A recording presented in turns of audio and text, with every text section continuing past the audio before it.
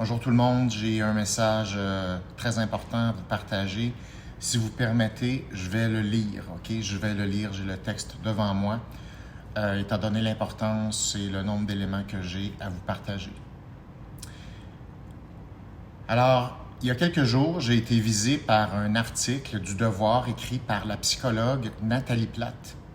Dans cet article s'intitulant « Les conquérants du vide », elle m'accuse d'être justement un de ces ambassadeurs du vide dangereux.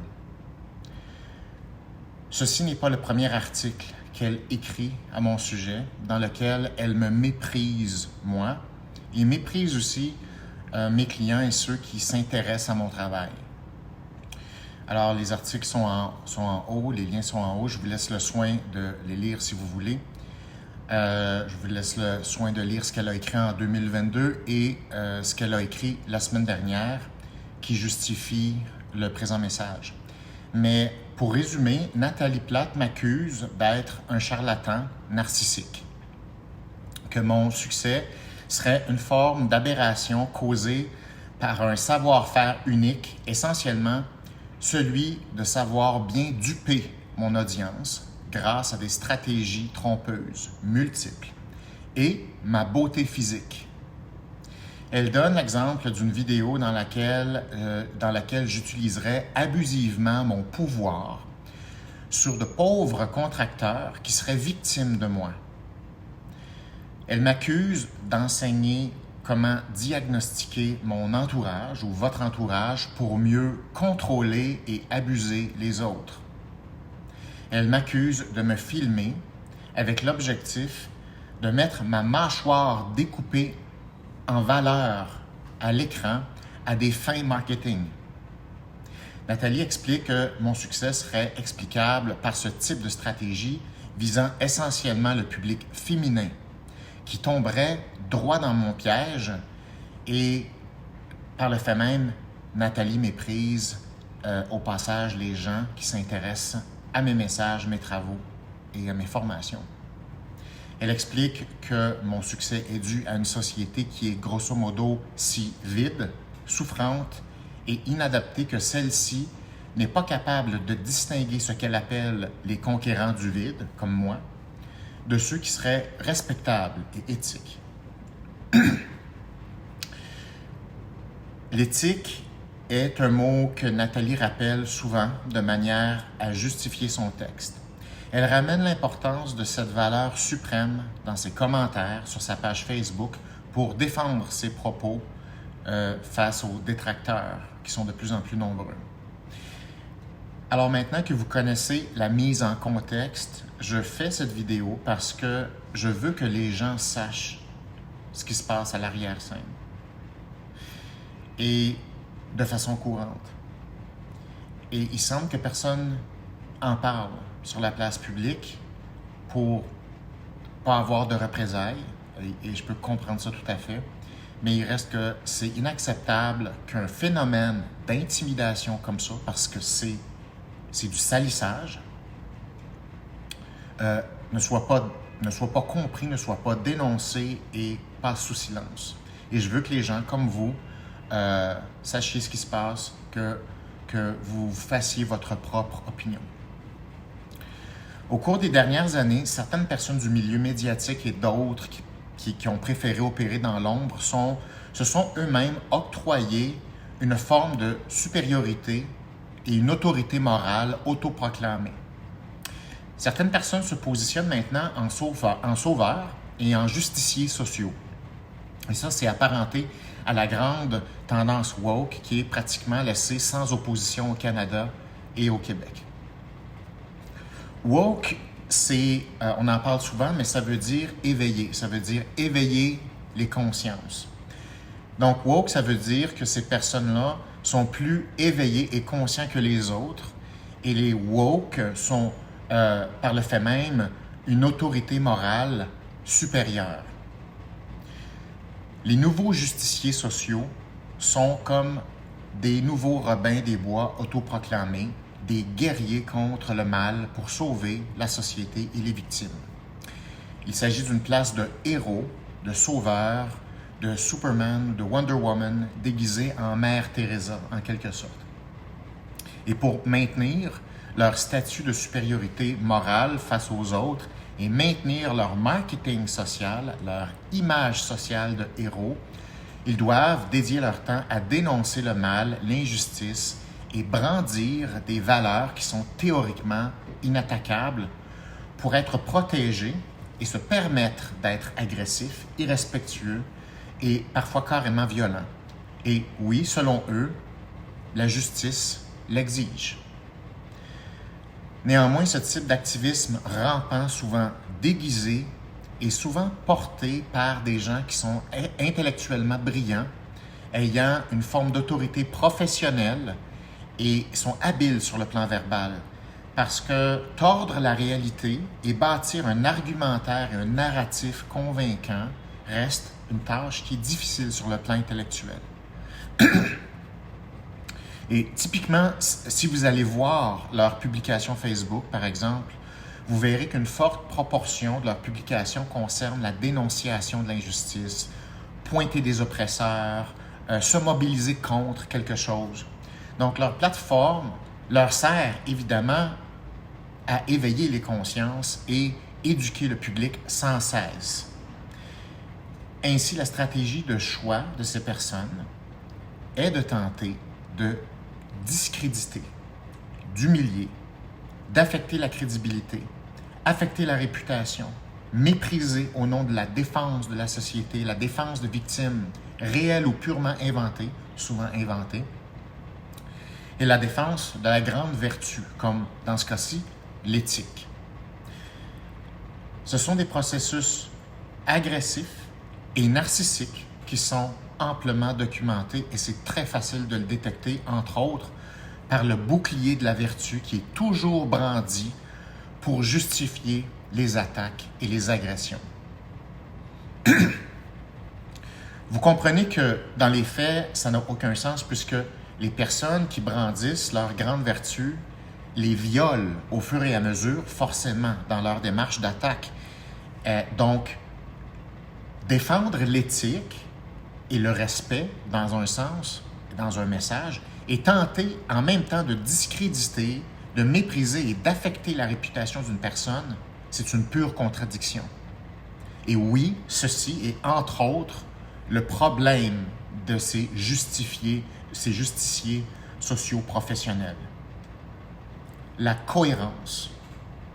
Et pour ceux que ça intéresse, il s'agit précisément de narcissisme, qui permet de tordre la réalité pour l'adapter obstinément à sa vision du monde, qui l'avantage et qui surtout donne l'autorisation à l'agression directe ou indirecte, tout simplement des comportements passifs-agressifs. Et avant d'aller plus loin, je tiens à dire que je suis conscient que je bénéficie de l'appui, du respect de la vaste majorité du public en général depuis 20 ans et j'en suis extrêmement reconnaissant. Pardon. Les formations que j'offre dans Psychom ont également une réputation solide depuis longtemps, durement gagnée pendant 20 ans. Les coachs, les thérapeutes, les psychologues qui sont formés dans Psychom ont également une excellente réputation dans leur champ d'expertise. Et ça, c'est tout simplement dû parce que les formations que j'offre dans Psychom fonctionnent. Et je vais aller plus loin, à ma connaissance, sont parmi les meilleurs au monde dans ce domaine, qui est communication interpersonnelle, relations humaines, stratégie de coaching, vulgarisation de la psychologie. Malheureusement, aujourd'hui, vous et moi, on vit dans une crise. On vit une crise sociale et individuelle en ce moment qui pousse certaines personnes, malheureusement jalouses ou psychologiquement fragiles, à non seulement à être offensées à la moindre opposition ou divergence d'opinion, mais aussi à prendre leur colère et la jalousie et la transformer en violence et en vengeance et en agressivité envers ceux qu'ils tentent d'étiqueter comme des oppresseurs. Également, souvent des gens qui sont plus exposées et qui réussissent comme par hasard. Même si ces personnes ne l'admettront jamais puisque leur marketing social et leur image sociale s'écrouleraient, il faut comprendre que pour ces personnes, le concept de sauver les autres, le concept de justice sociale, c'est simplement une autorisation de se venger et d'utiliser sa colère et la transformer en agression. Et ça fait partie des stratégies qui sont connues, que cette agressivité-là est déguisée en mission sociale, c'est-à-dire comme la fougue de combattre des oppresseurs fictifs. Et de cette façon, cette agressivité est transformée, sublimée en violence verbale, en violence relationnelle, et ça a toujours une coquille externe de croisade héroïque de justice sociale. Pour ceux que ça intéresse, ceci est un processus narcissique. Ceci est ce qui se passe dans l'article de Nathalie Platt. De façon plus large, c'est ce qu'on appelle aussi la fameuse culture de cancellation. Ceci est maintenant connu, évident, et ceci est facilement identifiable. Et ceci est encore plus identifiable parce que dans les faits, dans mon cas, il n'y a qu'une poignée de personnes qui sont à l'origine de cet acharnement médiatique-là envers moi. Et on sait très bien qui elles sont. Certaines ont des positions médiatiques connues.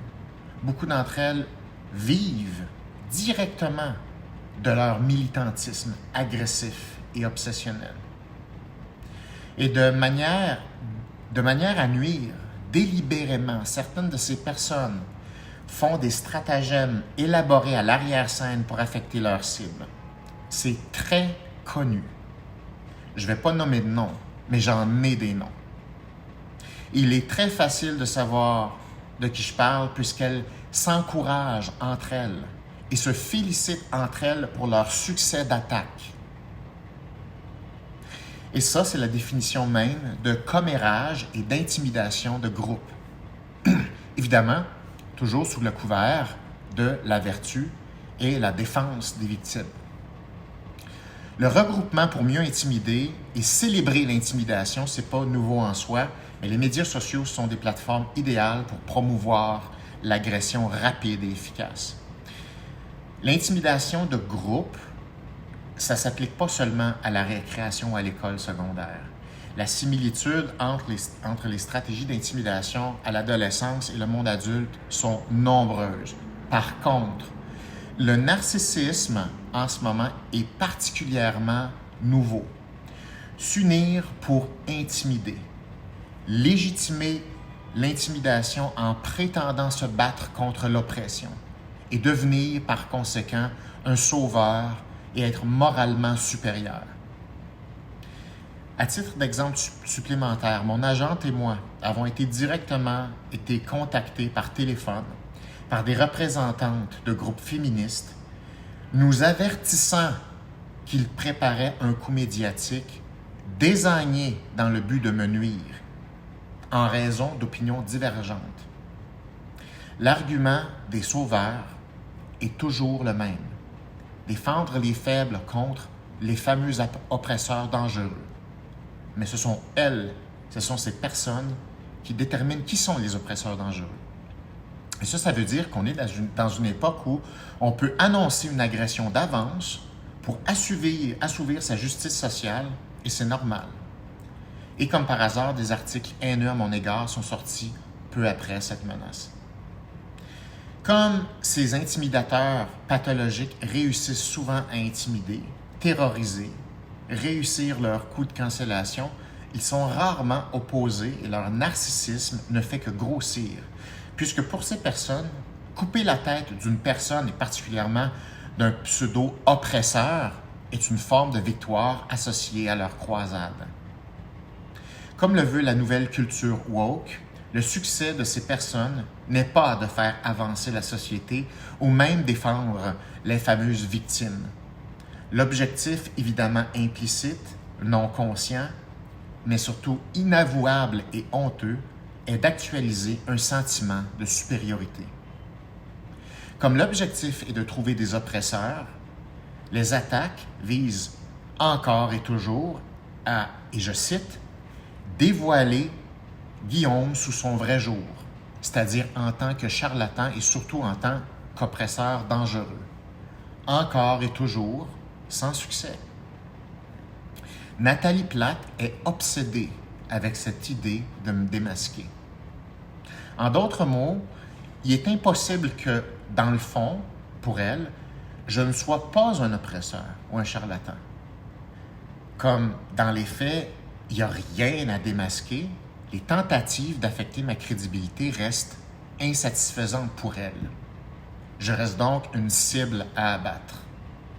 On s'attaque maintenant non pas à moi, mais à ceux qui s'intéressent et qui ont recours aux services offerts dans Psychom. Encore une fois, ceci est amplement documenté. Comme la stratégie de discréditer directement l'oppresseur principal ne fonctionne pas vraiment, on migre maintenant progressivement l'attaque vers le réseau social du dit oppresseur. Donc maintenant, il y a des personnes qui n'utilisent pas seulement leur plateforme pour tenter de me dénigrer moi personnellement, mais on tente de dénigrer aussi ceux qui sont formés chez Psychom. Et je peux vous assurer que les gens qui sont formés chez Psychom ne sont pas très heureux de ça. Autre chose particulièrement intéressante, quoique troublante. Depuis 22 ans de service, j'ai formé plus de 50 000 personnes. Environ 85% de ces personnes sont des femmes.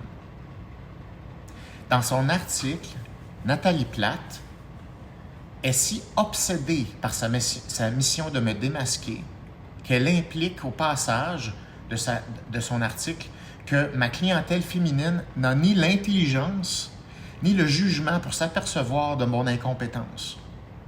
Les professionnels, les personnes étant formées en sciences, les médecins, thérapeutes, psychologues qui participent à mes formations sont également trop imbéciles ou, comme le suggère Nathalie, trop hypnotisés par ma mâchoire spectaculaire pendant une année complète de formation pour s'apercevoir qu'ils perdent leur temps.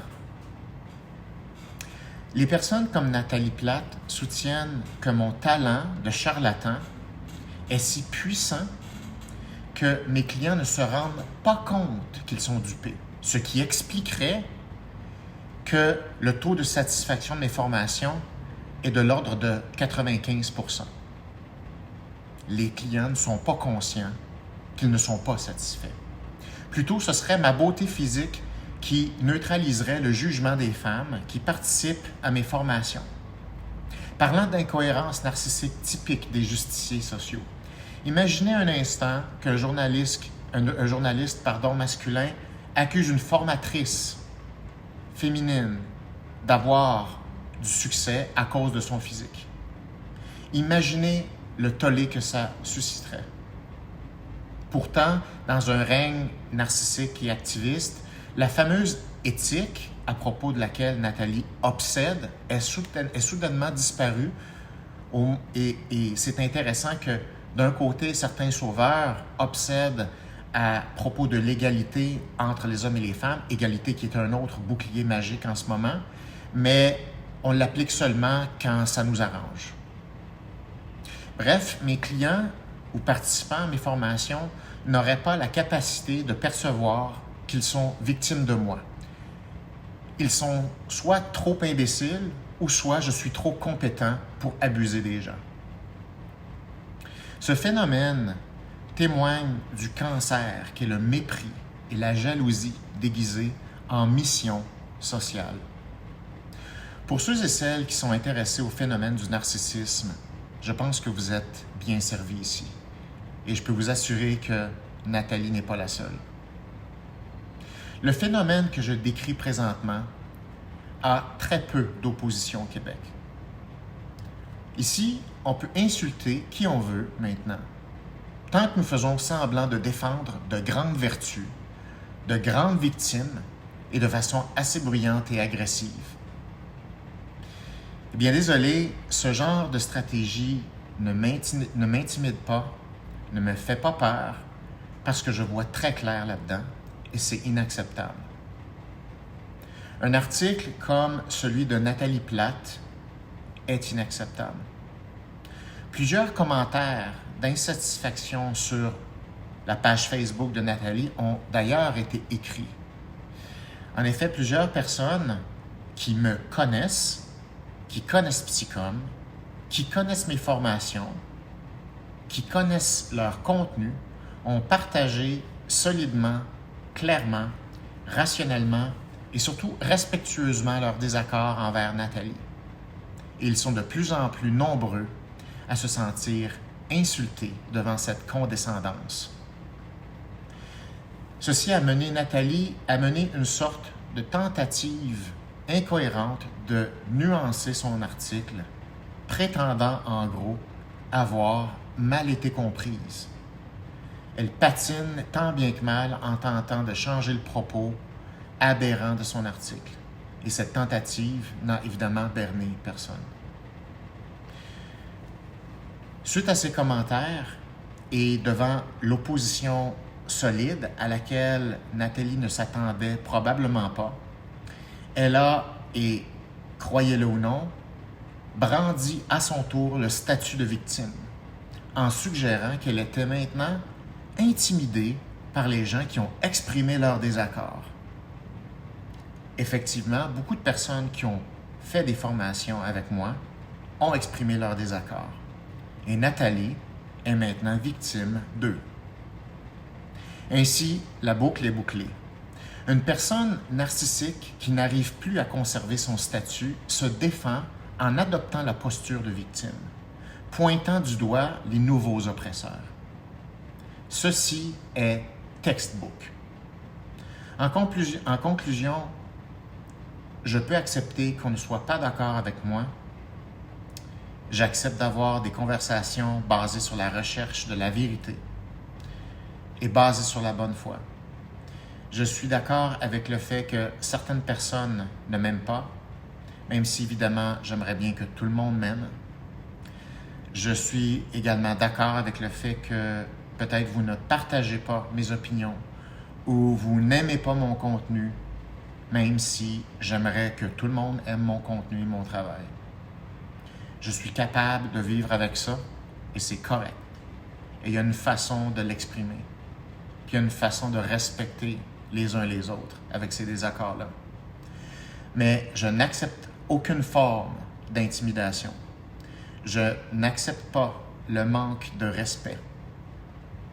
Je n'accepte pas la violence et l'agressivité envers moi, ni personne. Je n'accepte pas les tentatives de me nuire par vengeance déguisée. Et je n'accepte pas qu'on me dénigre, qu'on tente de m'humilier, ni moi, ni les membres de mon équipe, et encore moins mes clients, qui sont des gens, contrairement à d'autres qu'on connaît maintenant très bien, qui ont le courage de se regarder en pleine face et de faire leur humble bout de chemin. En terminant, je vous remercie beaucoup de votre attention. Je tiens à vous dire que je ne m'écraserai pas face à aucune intimidation et j'ai tout à fait l'ambition et les moyens de me défendre. Et je n'hésiterai pas à le faire. Merci à tous ceux et celles qui soutiennent moi, Psychom. Merci beaucoup à ceux qui me font confiance. Et je peux déjà vous dire que les gens qui sont dans Psychom, les clients de Psychom, ne sont pas très contents de ce qui se passe en ce moment. Voilà, c'est ce que je peux vous dire pour l'instant. Je vous remercie encore de votre attention et à bientôt.